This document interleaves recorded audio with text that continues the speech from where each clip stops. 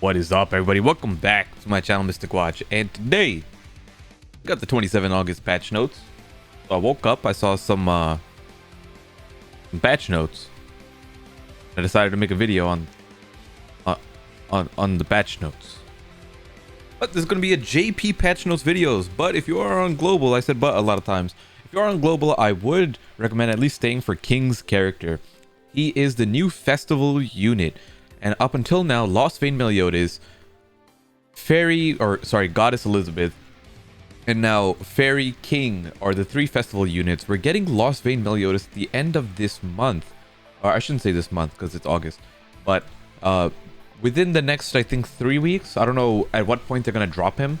But we're already in the half anniversary celebration. And it's already confirmed that LV Melee will be our global's first festival unit coming out already.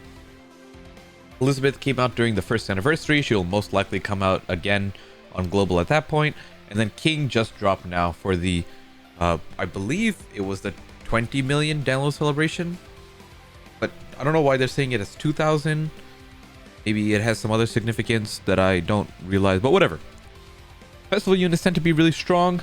So let's go take a look. I saw him very briefly and I didn't get a chance to look at the patch notes. So we're going to be going over this together. Okay, Hawk Pass I don't really care about. We got more roulettes. Don't really care about. They're always nice, but they're, you know, whatever. Oh, looks like we get a free costume. I like that. So let's see. You get 20 million download commemorative coins by clearing stages. Use the coins to play the roulette. You can reset the roulette up to 7 times. You can use 1 silver coin to exchange for blah, blah, blah, blah, blah. 5 times a day. Use 1 gold coin to exchange for blah, blah, blah, blah, blah. Including the leftover night Captain Hawk. Okay, so during the first anniversary, if you do not get all the copies of the free-to-play Hawk, it looks like you can get the Hawk again here, which I really like, because I was one of those people who accidentally, what ended up happening for me is once you get the special thing here, you can reset and go to the next roulette. And I don't believe Hawk was the special person or under the special tab, and he was somewhere else. And I like reset too early and I skipped the Hawk and I couldn't go back and get him. I forgot exactly how it was, but I pretty much ended up shafting myself out of a Hawk. Then we get SSR outfits, cosmetic and weapon for Big DN, Super Awakening coins, and various character growth rewards. As usual, Grand Cross is pretty good about rewards and things like that. Here's the rest of the stuff. What do we got here? Don't care, don't care. Costume enhancement material. Okay. This is our new first Demon Hendrickson. And I saw him as well, and he looks really cool. But I wonder why he's on this section over here. Oh, he's free to play. Okay, that makes sense. Mission hero. Okay, so you do all the stuff, and you get the Demon Hendrickson for free. I like that. Good job. Good job, game. Okay, event duration stuff. Download Boss Parade Part 1. This guy's coming back. Do the thing. Get the rewards. Oh, they're bringing back the moose too. Okay. The moose is back. Super Awakening coins. Yes. That's what I like to see. Thank you. And if you guys weren't aware, Super Awakening is getting changed where it no longer requires dupes to you're not gated behind dupes, right? Like you can super awaken further, but having dupes will benefit you because it'll make the cost of super awakening a lot cheaper. I like that. Going down. We went over this. Okay, boss exchange. You can use the wing and the horn to exchange for SSR outfit and cosmetic for Bond, or another Captain Hawk, Super Awakening coins. Okay.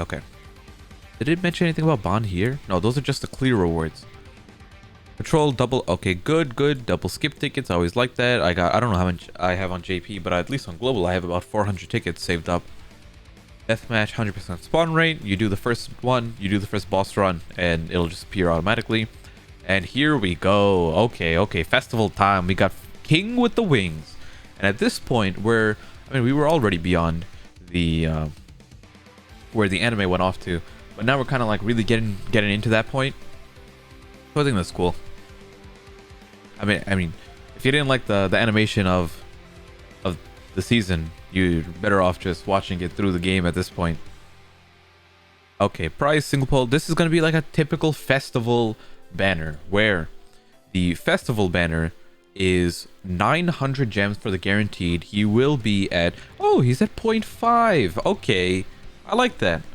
Normally they were at 0.25. I can't remember for Elizabeth if she, no, I don't think she was at 0.25. Was she? Someone has to correct me on that. But you can see here, we'll go back and take a look at this in a second, but you can see here that it's 300 for a guaranteed SSR from the lineup, 600 for the same exact thing, and then this is a buff because originally I think it was one random SSR. The second one was one random SSR from the lineup, and then the 900 was guaranteed Elizabeth or Meliodas. And here it's guaranteed King or Lost Vein Meliodas. And I would have liked them to put Elizabeth on here, and that's more of just like a personal thing. I don't see why they would exclude the most recent one and put LV Melly. LV Melly is the better character, right? He's just the best character in the game. Getting him to 6-6 should be your priority. And this King, we'll go over him in a second, but at least from what I read, seems good, but does not need to be 6-6. So let's take a look at what's going on here. So we got the new festival character, which is King. We got the previous two festival characters at a standard rate, I guess. And then Demon Hendrickson is up here as well. But why does these matter? Okay. But yeah, we got Hendrickson over here, which means that you can get one copy of him for free, and then the rest of him, he'll be in the pool.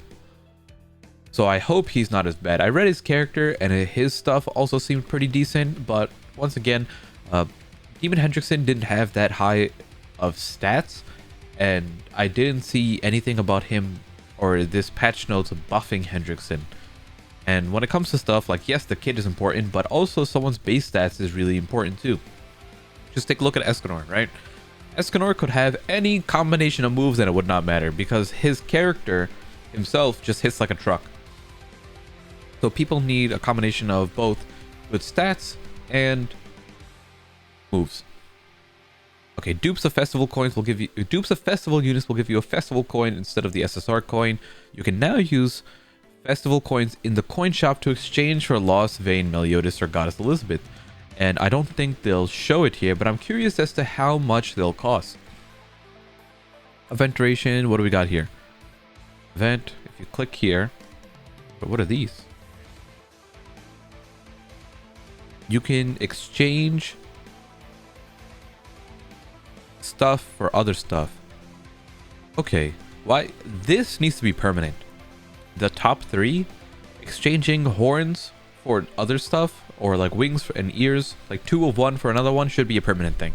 I don't think they should like make this event limited.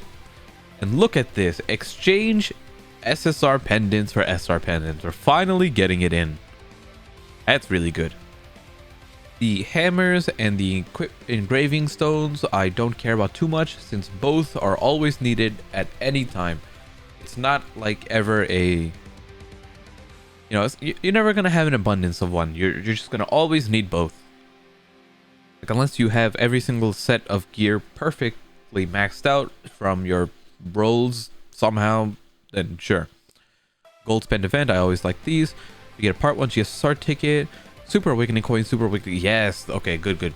10 million coins is not hard to spend, especially on JP where we have a lot more gold and we can get a lot more gold easily. I don't know why this part 1 ticket, just give us part 2 tickets. But look at all these 9 Super Awakening coins, really like that. And this is the standard pack, which gives, you'll get 15 here, 33 here. I feel like there was another pack that gives 77, oh, there we go. I think this is a new one then. Because these two I'm pretty familiar with, right? And I normally grab these ones since they're good values. And if you ever tend to spend anything on the game, these two bundles, or in this case all 3 of these bundles, will be pretty much worth it at any point. And then going down here, and we got a little baby bundle for Hendrickson. Chapter 14.5. Okay, we got the Glocks, Ludociel, and we got the Gother coming in. This is beyond where I was in the story, at least anime wise. Like, I didn't even watch season 4, but now that it's on Netflix, you know, I'll probably check it out. Now here we go, the new characters. This is what we cared about. How much more do we got? Oh my god, this is a big patch. Oh my god. Okay, let's start off with King.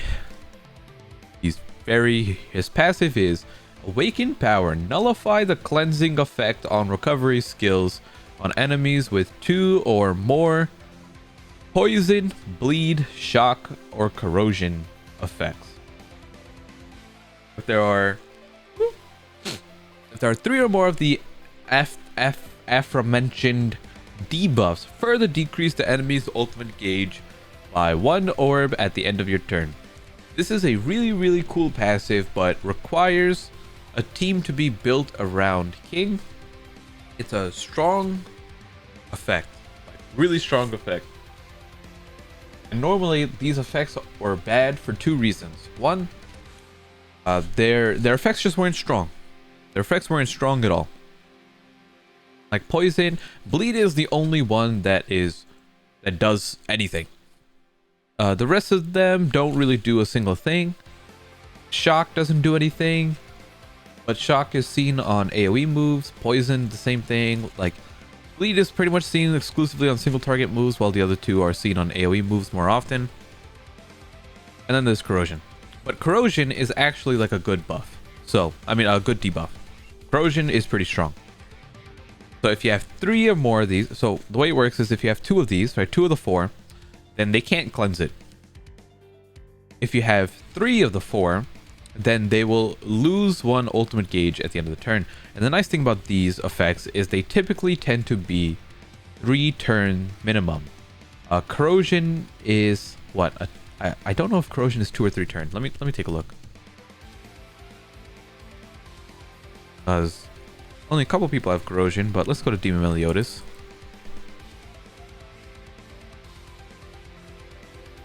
Okay, corrosion is 2 turns, but normally everything else I'm pretty sure is 3 turns. Well, let's go to bleed. Where did I just see Jericho? Bleed is 2 turns. Maybe I'm just hallucinating. Elbrum has poison. Poison is 3 turn. And then shock. I know Gil Daddy has shock. Shock is 4 turns. Okay. Excuse me. So that's what that does. Now we got the moves.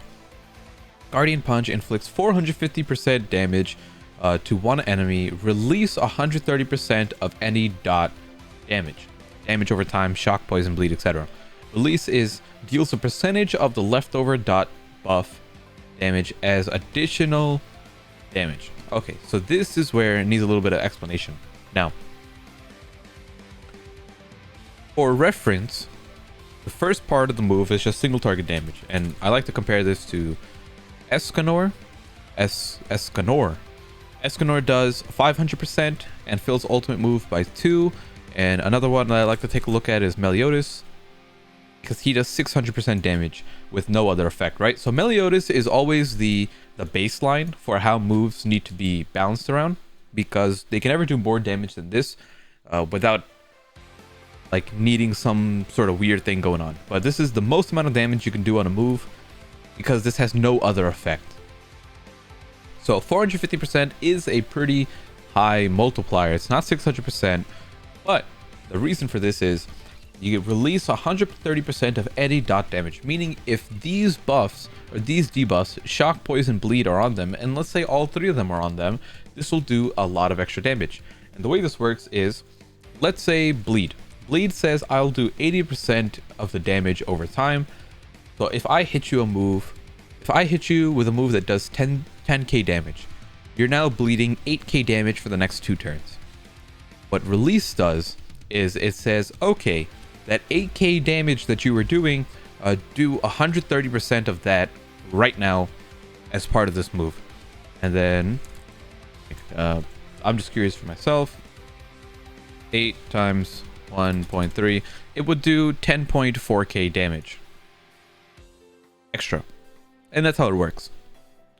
So once again, like, this is a pretty cool effect, but requires a team to be built around them. Here you have like poison for all enemies. That's it. It's nothing special. That's it. It's just like a weak move, and I'm gonna wait to see what other units come out that'll like really work with King. And then going down here, inflicts damage equal to 300% of attack on all enemies. Apply Abyss effect on the hero and receive 50% less damage for 2 turns.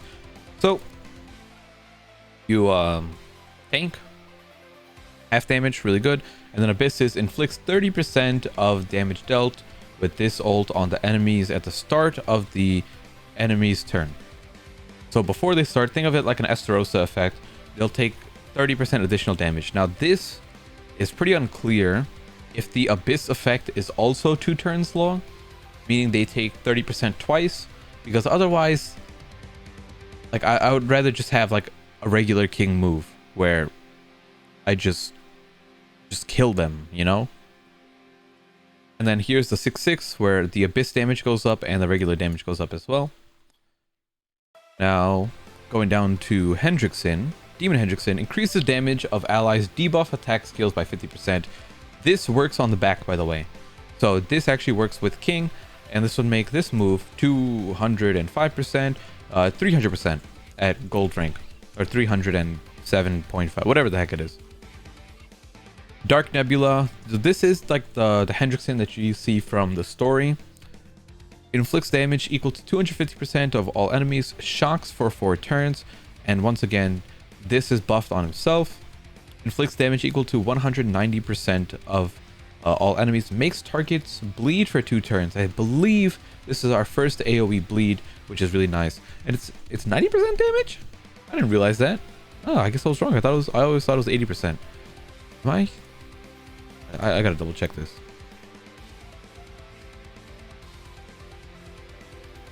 %80 here. I don't know if that's I'm pretty sure this is just a typo.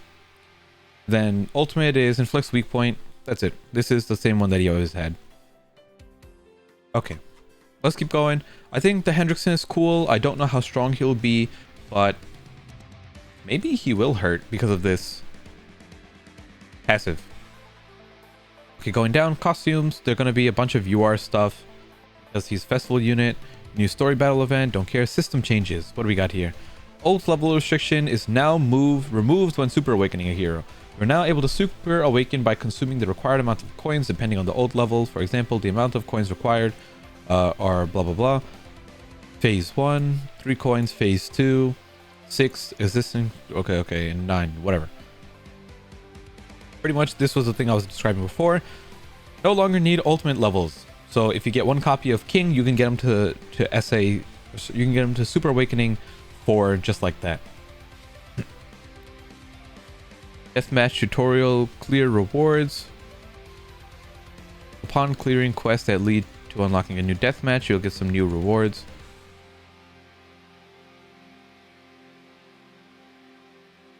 Oh, they're giving us more. Giving us new characters. Well, like, they're giving us an extra copy of King. They're giving us a copy of Bond, Slater. That's really cool.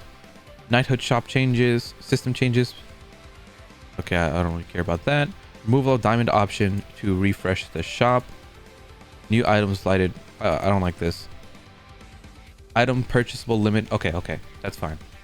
Coin shop festival unit exchange. Festival coins can now be used to exchange for Lost Vein Meliodas or Goddess Elizabeth, and I need to see how much these cost. PvP rules. Ah, there you go. There you go. Okay, maybe Hendrickson's gonna come out because of this. Okay, I'm gonna scroll down. Don't care too much about that. Debuff stat changes. Oh, okay, so they were buffed. All of these were buffed. Thank goodness. They needed to be buffed a lot. Okay, shock. What is this? Oh, shock effect. So moves that, like, this would be like Gil Thunder's move. Damage equal to 80%. Thank you for buffing these. All of these needed to be buffed. Every single one of these. The bleed one I thought it was fine, but there we go. Okay. So many. These are so good. These moves are so bad. You would never use them. They would never do anything. Okay. Now this makes the king stuff a little bit more viable, but these numbers aren't that big of a change. It's whatever though. That's it for now. Hopefully you guys enjoyed. Big patch notes. I'll probably do some summons for king, but I also got to save for melee on global. That's it for now. I'll see you all next time. Peace out.